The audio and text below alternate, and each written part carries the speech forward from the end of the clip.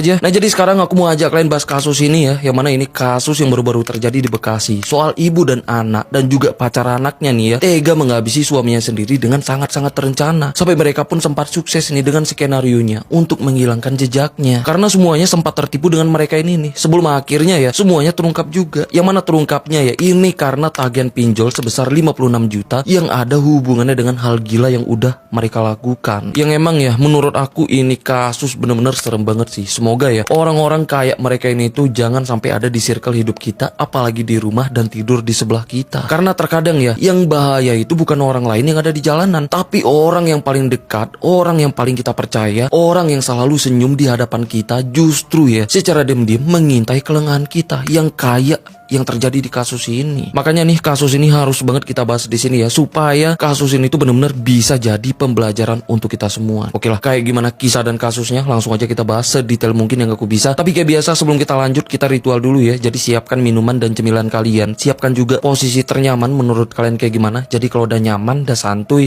Nah jadi soal kasus ini, yuk kita bahas.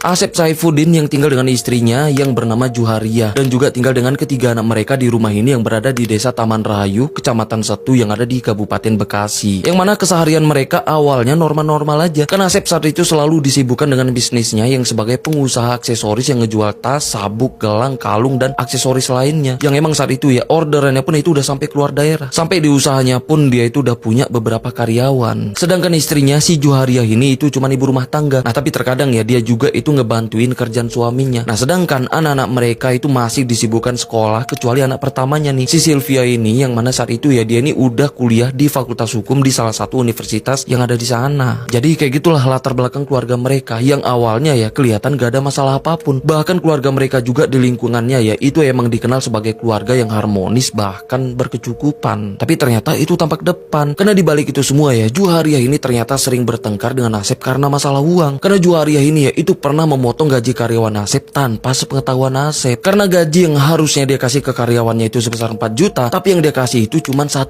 juta. Sedangkan sisanya ya itu dihutangkan secara sepihak sama Juharia ini. Yang pasti ya ini pun ngebuat Asep kesel sampai ya mereka pun sempat bertengkar. Terus setelah itu Juharia pun ngakuin ya kalau dia itu nggak dikasih uang yang cukup untuk kebutuhan sehari-hari. Bahkan yang ngebuat hubungan mereka jadi makin gak harmonis lagi ya itu karena Juharia ini ya ternyata sering banget ngutang untuk beli hal-hal yang nggak begitu dibutuhkan. Nah tapi dia tuh selalu maksa untuk Asep yang melunasi hutangnya. Nah Asep ya pasti nolak untuk melunasi hutangnya, yang ngebuat mereka pun ya jadi lagi-lagi bertengkar. Di samping itu Sylvia, anak pertama mereka juga ternyata nyimpan dendam dengan Asep yang sebagai bapaknya. Karena saat itu ya Sylvia itu pacaran